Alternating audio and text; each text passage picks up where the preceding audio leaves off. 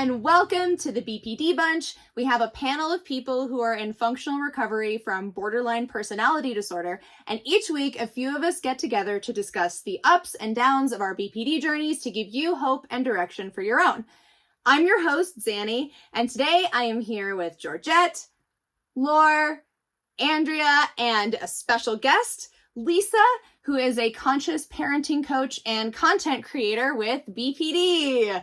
So where in the world is everyone coming from today? I am coming from New Jersey. I'm from California. I'm in Massachusetts. I'm from San Antonio, Texas.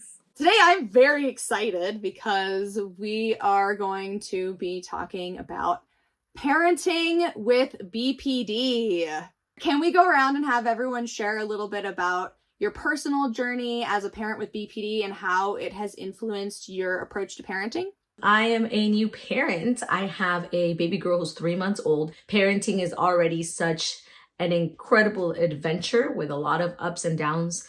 It's a big deal because this little person depends on you pretty much 100%. So obviously you want to be the best possible parent out there. And as we know, that's not quite possible all the time. But I think navigating it with BPD is just making me really aware of my emotions, of taking breaks. I don't have much to say yet since I only have a little tiny baby, but that's where I am at the moment. I have a 24-year-old daughter. I did not learn any form of what BPD therapy, the DBT skills, probably until my mid-30s. So I had her when I was 16. So she didn't have me as a young child in recovery at all. Learning the skills even later in life was still incredibly beneficial for our relationship. So that's kind of where we're at this point. But she's definitely had a lot of experiences, I could say that. I have 4 children. At the moment, they're 14, 10, 8, and 6. I was diagnosed with BPD after a major mental health breakdown 3 years ago, so when my oldest was 11. So my children have all been raised to varying degrees with a mother who had BPD, but it was unrecognized and undiagnosed. So they have had a lot of experience with the negative aspects of BPD. But after my breakdown, I engaged immediately in therapy and have been going through DBT and recovering from that. And I found that I'm able to be a better parent now that I am treated. And I think that's the key when we talk about BPD and parenting, is it somebody who recognizes that they have it and is doing something about it? Because I think that we have the ability to be very good parents if we are taking care of ourselves. For me, my boys are now 4 and 10, and I'm pretty newly diagnosed. I was diagnosed in 2021. I had already started, by the time the pandemic hit, implementing some conscious parenting and gentle parenting into our household. So I was already aware that, becoming aware that it was harmful to be so angry and reactive with your children. And so I then went back to therapy, and that's when I was diagnosed. And because I had already started doing the things, like learning the things to do when I felt like I was going to be reactive. So I wouldn't say that the diagnosis really changed a whole lot, but it did give me some perspective. And I worked, I guess, even harder to really really work on not being reactive when I feel reactive, and knowing in what steps or what accommodations I need to make for myself so that I did not take out whatever I was feeling internally on my kids. What is sort of a general overview of conscious parenting? I think it's just the belief that children can be parented without being degraded. So without being yelled at, spanked, punished, threatened, shamed. And once you accept that you're not going to do those things in your parenting and that they are harmful to your kids, you start trying to explore other ways to kind of handle things when your children are behaving like kids. It also asks of the parent to have some degree of understanding of child brain development. And so this part has been really helpful for me to not take their behavior personally. Like for me, I automatically feel defensive and I want to do something to then sort of protect myself from this person who's making me feel defensive. And even though it's my child, it's wild. But so understanding that their behavior is not a personal slight and is not some sort of intentional thing is also sort of a part of it. And so you then employ, I guess, not necessarily strategies with your kids, but more with yourself in regulating your emotions. So, we do grounding, meditation, affirmations, all of that, journaling to help kind of keep the reactivity at bay. So it's just not spanking, hitting, yelling, punishing, threatening, being mindful, not taking their behavior personally. That's sort of what it is. I really love that description. I identified with so many things you said, and what you said about taking things personally, that's a big one. Mm-hmm. The reactivity, I think I'm prone to react instead of respond. I take things personally, and I'm an emotionally sensitive person. So when one of them is upset, I take on that upset. I start feeling really anxious. I start feeling really uncomfortable. I want to fix it, and it doesn't allow them to have their emotions. To make myself feel better, I want them to feel better, and I'm not allowing them the time and space that they might need to calm down.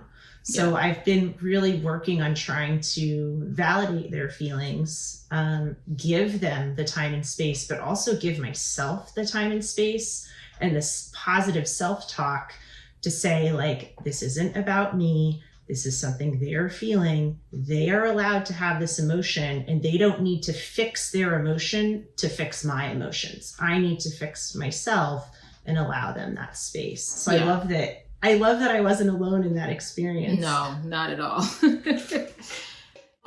Sometimes when they're upset, I can be empathetic and not really take it on or what have you. But if it goes on for an extended period of time, that's when I become angry with these feelings. And that's why I need to kind of pull it back together and sometimes take a few minutes, go outside, breathe, do some EFT tapping. And it's literally just tapping on your body to help regulate you and then come back down to be able to repair if in the midst of being angry, I said or did something harmful.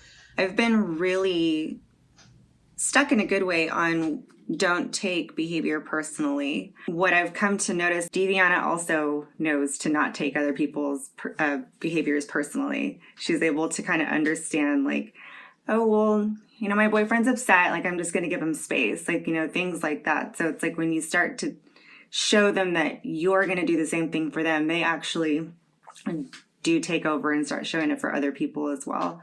And Beautiful. It's like, it's all unconscious because I never knew, like, this is what I'm doing. Right. It was just something that I started doing because it's just like, why are you mad at me? And it's like, it's got nothing to do with you, Mom. Oh my God. And I'm like, it's me. Listen. And it's so true. Yeah.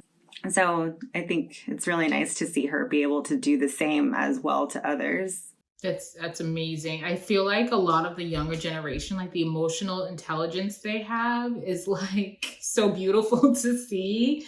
To be able to do that, it's such a feat just because for me, and I would venture to guess for some of you here, a shift in the wind will make me be like, okay, what'd I do? Yes. What happened? Yes.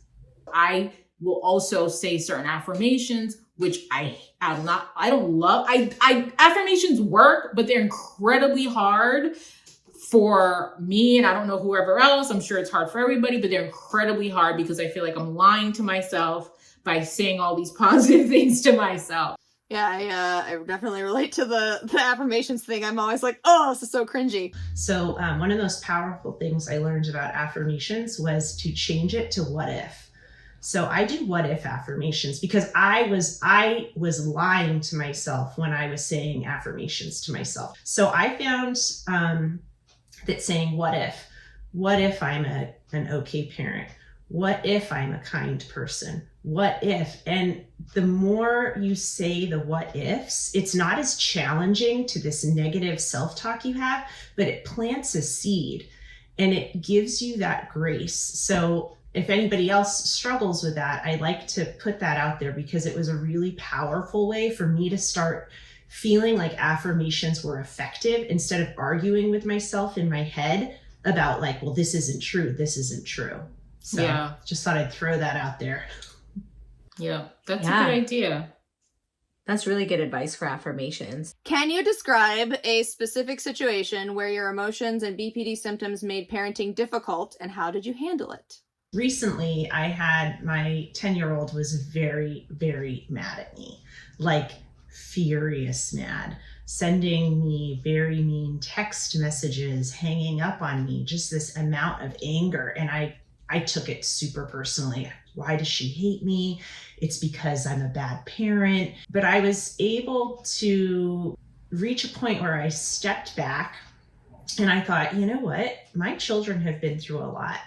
Their father and I got divorced. It's been a very contentious divorce. They have dealt with so much that this is not anger at me, and it's not anger about not going to a nail salon or buying shoes. This is anger from all of the trauma that she's experienced. And that really helped me step back and say, you know what? She needs to feel this anger. Like, she needs to get it out. I can just validate her. I'm not going to fix it. I can't fix it today. So I allowed her to have those emotions. And the next time we saw each other, I said, well, I can't take you to the nail salon, but I have everything here to be a nail salon. I have a gel nail kit. I have the UV lamp. I have the finger soakers, everything. And I said, you know, I'll do your nails. She was still angry. This kid is like a bulldog.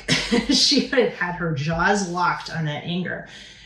And I could feel myself again, it rising in me, this helpless feeling, this shame, this guilt. So I was so proud of myself. I stepped away. I physically left the space. I went upstairs. I gave myself some positive self-talk. And I was like, you know what? This can keep going. And we can have a day of anger and resentment and fighting. Or I can choose to operate as if I am like an island and I don't need to take on everything else. So I made a plan. I got my headphones out and I was like, you know what? I'm going to do her nails and allow her that space, but I'm going to put my headphones on and listen to my playlist that I find soothing, and I'll just play nail salon. So I came back downstairs. I said, okay, welcome to Mommy's Nail Salon.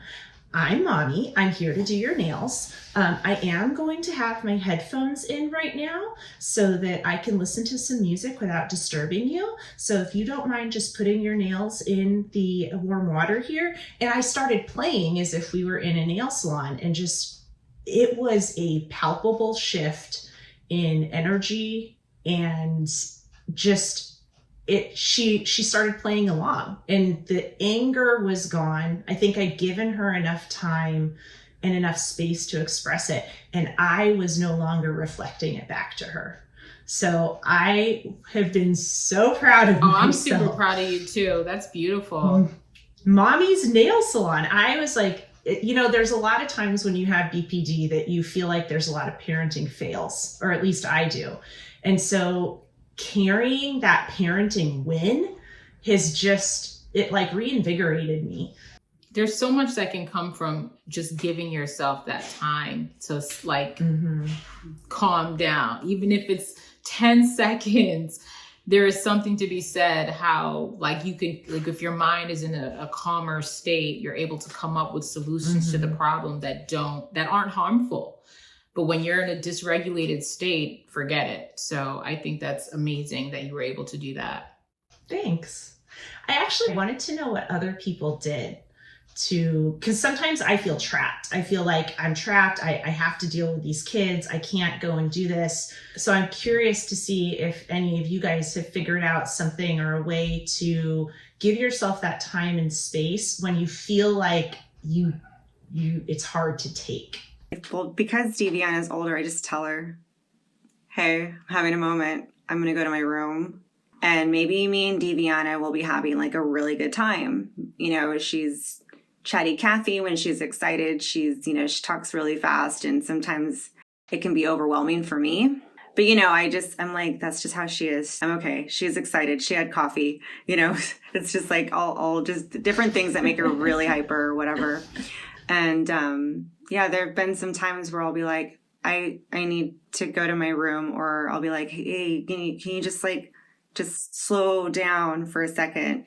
When it's all said and done, whether I just maybe needed a few moments, or maybe I was going through something that triggered me, I have to come back and I'll just be like, I feel really bad that I just kind of paused what we were doing, and she's like, no, it's okay. It's fine. But I think with her and I, for quite some time, I was just able to just tell her. So it's a lot easier when you can just say that. I do 3 things, and I've always done these 3 things, and they work pretty well. One is, if I'm able to, I always go outside and I look at any tree or any moving leaf, especially if there's wind, it's better, and just take some deep breaths and just kind of let the wind just kind of take it away.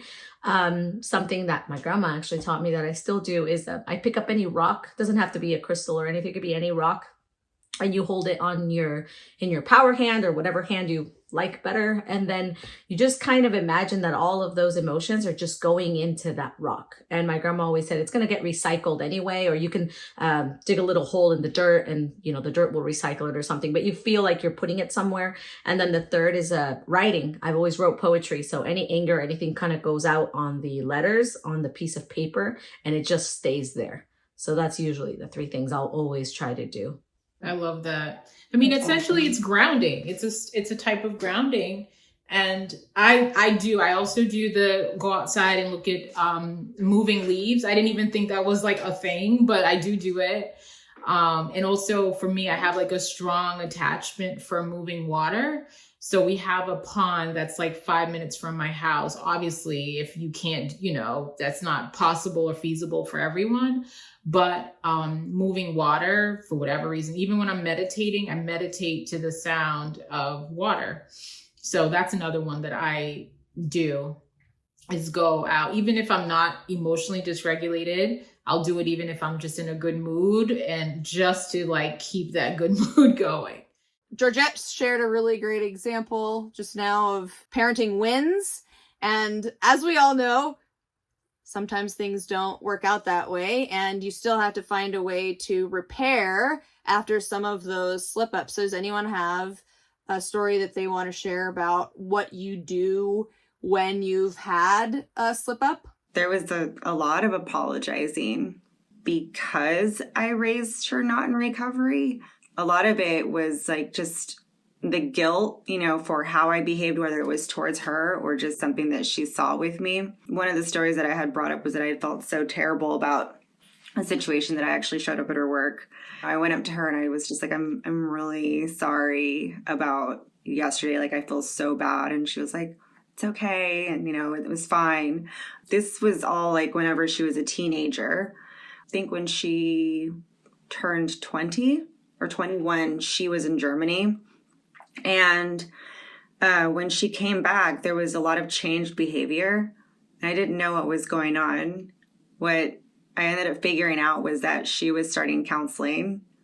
And so all this stuff started coming, to where I was like, I thought we were okay, but I said I was sorry for this. And I thought we talked about this. And, she made it very clear to me as best as she could. It was still very painful, but she made it very clear to me there's a lot of damage that's been done.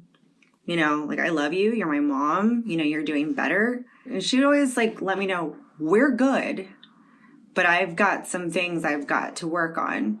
And so that was like a punch in the gut. And one thing that she's reminded me of is, just because you've said you're sorry doesn't mean it didn't affect me. So don't put your guilt and your shame onto me because you still feel bad.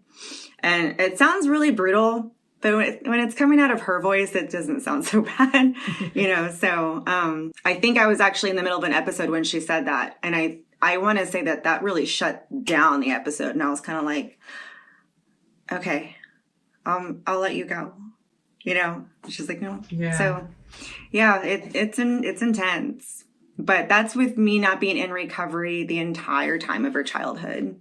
There are no guarantees with anything, right? So not to negate anything you're saying, but there's no guarantees with anything. Like, I think, as much as I'm a conscious parent and I try and I do this or that, I could certainly inadvertently cause harm to my child that I won't find out about until they're 20 and they're in therapy or what have you. So I think that's the story of a lot of parents who don't have BPD, who still have that being what's happened.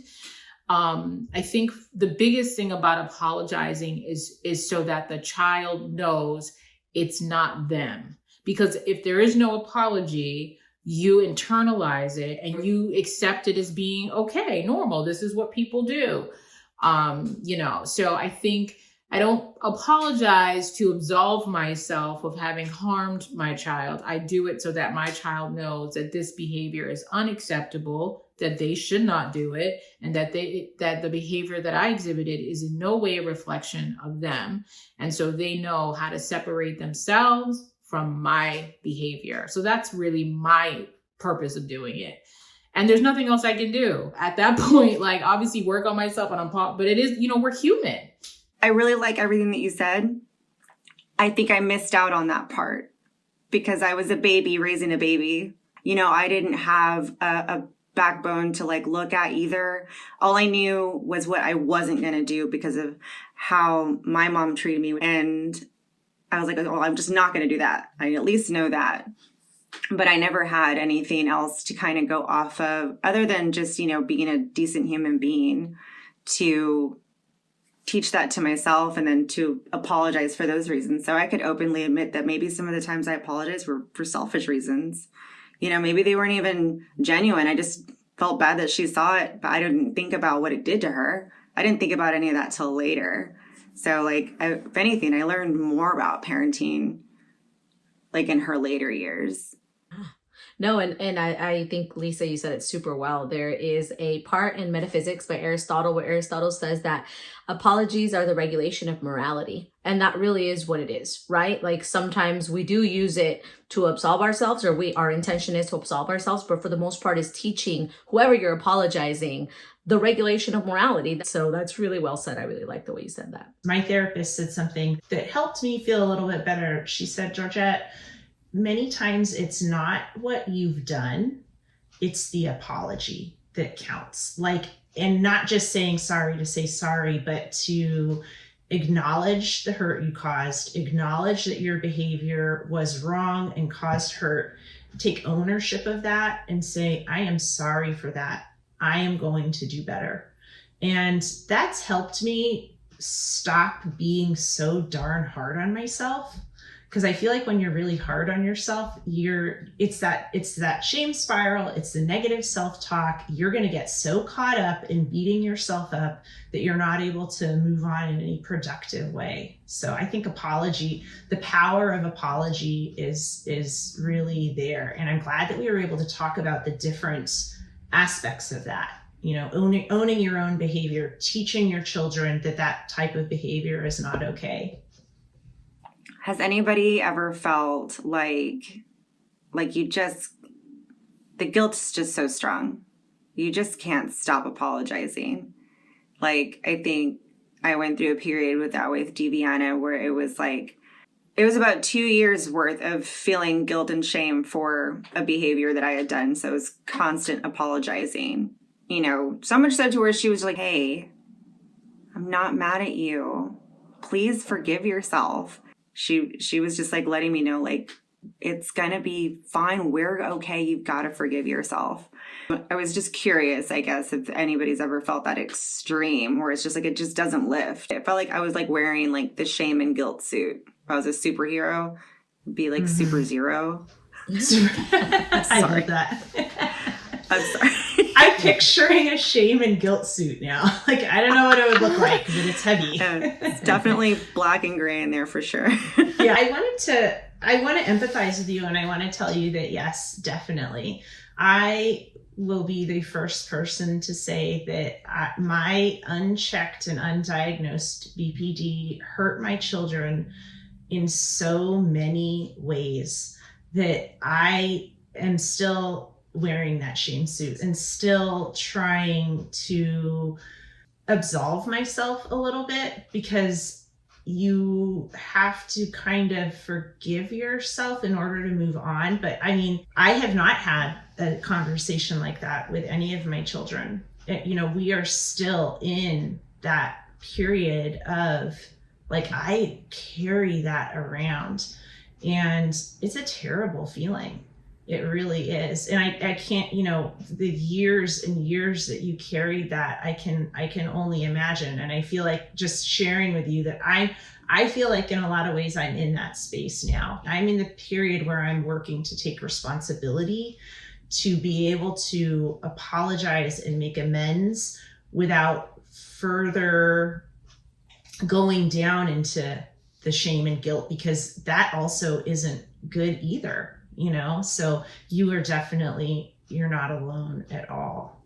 It's tough stuff. So, Lisa, could you share some of your insights on how you create a nurturing environment for your kids while also managing your mental health, just sort of painting a picture? Well, one, we have like a calm down corner, which I'm still decorating. So that is like, they have a space. They recognize that there's a space they can go when they feel like they need to calm down or take a deep breath. I do EFT tapping with my older son. And so that has helped as well. When he was in camp this summer and I went to pick him up, he started to have a meltdown at camp, and the counselor went to sort of assist him, and she didn't need to because he was taking deep breaths. And she asked him, where did he learn that? And he said, my mom. And she told me when I went to pick him up. So I think by one, modeling that you need to take a deep breath, you need to calm down, give them a space, and that feelings are okay. Yes, I get annoyed at their feelings, but that's something for me to deal with. And you know, how somebody feels is what they feel. And there's no reason for me to shame them for their feelings. And so I make a point to not, you know, have an opinion about their feelings, and really allow them to have their feelings, as long as the ways in which they're expressing their feelings aren't harmful to themselves or anybody else. Like, that's to me the part that matters, really. Like, you feel what you feel, but as long as you're not disrespecting anyone, hurting yourself, then it's fine. You know, you work through it. I love that. Yeah. Yeah, I feel like I should have a calm down space. Like, everyone should just have one in their house. That's really smart. Do any of you have resources or tools that have been helpful to you as a parent with BPD that you would want to share with our audience? I will say one thing. I think so far my resource is going to be Lisa. Oh, so yeah. I know I'm going to be I know where I'm going. I got you, girl. I don't have any resources that are specifically tied to BPD. I try not to really think of myself in terms of whatever disorders I have going on, but more in terms of just like somebody who, you know, I am moody, or I'm more sensitive, and I am reactive. And so I look for resources to help with that sort of behavior. And honestly, I have to say, one of the most helpful books, and it's not about managing my own emotions or anything like that. It was The Whole Brain Child, because that book is a book that just sort of teaches you a little bit about child brain development and what to expect when. It was helpful to me in that it taught me that it was not personal. Like, these things, like kids not listening when auditory processing isn't developed and fully developed until, in a neurotypical child, until they're 14 or 15 years old. And so, yes, you will have to repeat yourself. Yes, you will have to help them because they cannot process what you're telling them auditorily until a certain age. So stuff like that has really helped me to sort of scale back and not be as reactive. Because otherwise, again, as we talked about earlier, I take it personally. And then when I take it personally, it's time to fight. So I worked as a postpartum nurse for 12 years. So that's, you know, mother, baby, little newborns. And the parents would say, like, I wish these babies came with an instruction manual. And through an organization that I'm involved with that is a breastfeeding support group, and there was a session that featured a book that's called Systematic Training for Effective Parenting. So the acronym is STEP. And after I discovered that, I would actually tell the parents at work that no, babies don't come with an instruction manual, because as hard as a baby seems, this is the easy part. You feed, diaper, cuddle, sleep. That's the baby's instruction manual. But for children is when you really need the instruction manual. And I started telling people about this because it is the only instruction manual for children that I have ever found. It's kind of like DBT. I identified and really liked DBT as a therapy because it gave you tasks. It told you, or told me, do this. If this happens, do this. And what I like about the step is that it does that for parenting. Like, take these steps, do these things. If this happens, try this. And I do very well with instruction books. So I want to share that because I felt that was probably the best parenting book I've ever read. There's an app called The Bump, and I really liked it because it doesn't only track, of course it does the tracking that everyone wants to see, but it also expands on cognition, health, different parts and milestones of the baby as well when they're born. And I think it's really easy to, just the lifestyle that we have now on your phone, the app, it tells you, hey, your baby's this old and this is everything that could be happening, mentally, physically, everything. So I thought that was really good, and that's The Bump. I do feel like there are quite a few resources though. Like if you Google, there are resources with almost anything. If you want to learn to do better and how to do better, the information, there's so many things out there. Yeah, I think it's just important to be discerning, right? There's a lot of information out there. And, if some of the things you read sound crazy. Bananas. Yeah. Maybe get another opinion before you try to put something into action. Yes. Yeah, I always look at who the authors are and what their background is and, other things that they may have read and read the reviews, things like that is always helpful. And be intuitive too. Obviously, you're the parent, be intuitive. If it says dunk your kid in water, probably don't, so just kind of be intuitive. What advice would you give to other parents with BPD who may be feeling overwhelmed or doubting their ability to parent effectively? Well, I think if you're a parent with BPD who recognizes they have BPD, you're light years ahead already. Because when I think back to my parenting, if I had known that I had a problem and there was something I could do about it, I would have done it. So I think that if you're somebody who you're watching this because you suspect you have BPD or you've been told you have BPD or you have the features of that awareness allows you to then act on it, and taking care of yourself first in the way that you need to be taken care of will allow you to parent more effectively. I would say first thing is you can do this. When you feel overwhelmed, you want someone to tell you can do it, but it's true. You can do this. It's going to be okay. It's just moments, right? And those moments need to be, they pass, right? But it is important to find the resources. Like Georgette said, also understand if you do have an issue, then you can go ahead and try to find a support system, find the resources, know that it's just a moment, it will pass, and find ways where you can regulate your emotions. So I think most important thing is just feel confident that you can do it and anything that is going on will pass. I think my advice would be if you are told you have BPD or you get this diagnosis rather, then it's important that you now do your research, look into what it is, understand what it is and how it's impacted your life, and start taking the steps to work through it and start recovery. And if you have it and they tell you, then go ahead and start doing the work. You owe it to yourself, you owe it to your child. And, if you can afford therapy, try therapy. But you're not alone. There are support groups. There are plenty of people, us, who have it and are functioning and, are raising or have raised our kids. So it's not impossible. It can be done. Is it going to be easy? No, but there's this song that I call the BPD anthem that I play whenever I'm going through it.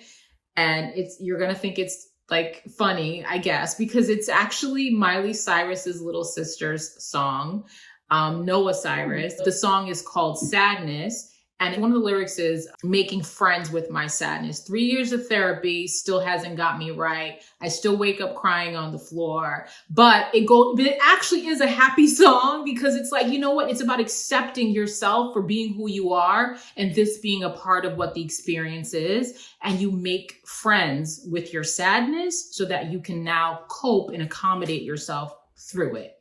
That's what I take out of it. I do have one little tidbit of advice for those people that have older kids. I think what I really adore between me and Deviana is our transparency. And not to say that we tell each other everything, but we're very transparent with each other. We're very open. We're very honest with each other. I tell her a lot of things about me and a lot of the things that I've been through because I want her to know me, you know? So I think transparency as well with communication is something that I really encourage. Thank you everyone so much for watching. I hope that you got a nugget of information to take with you on your journey. Lisa, thank you so much for taking time out of your day to join us on this episode. It was really great to have you here. So for viewers, you can find more from Lisa on her Instagram account at ConsciouslyLisa, or her website, consciouslylisa.com, which you can find in the links down below this video. We will see you all again next week, so tune in, and till next time, bye! Bye! Bye!